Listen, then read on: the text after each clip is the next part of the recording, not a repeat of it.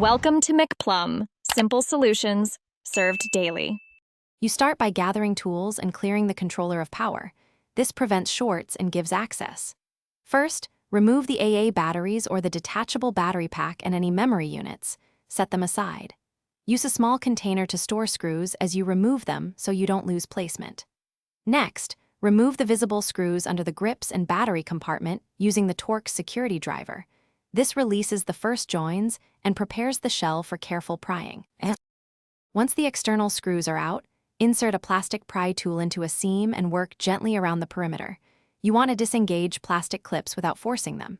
As you lift the top half, pause and look for ribbon cables or small connectors. Disconnect these by unclipping or pulling straight out to avoid bending pins. Carefully unscrew and unclip internal fasteners holding the circuit board. Once loosened, lift the PCB slightly to free joysticks and triggers. Keep track of each piece's orientation for reassembly.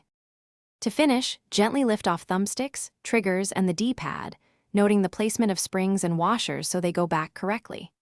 Inspect all plastic clips and ribbon connectors for cracks. If a clip is broken, a small dab of plastic-safe adhesive can hold it, but avoid gluing moving parts. If reassembly yields sticky buttons or unresponsive inputs, remove contact pads and wipe with 90% plus isopropyl alcohol. Make sure springs sit centered. Make sure everything sits flush before reinstalling screws. Thanks for watching. Stay juicy and subscribe.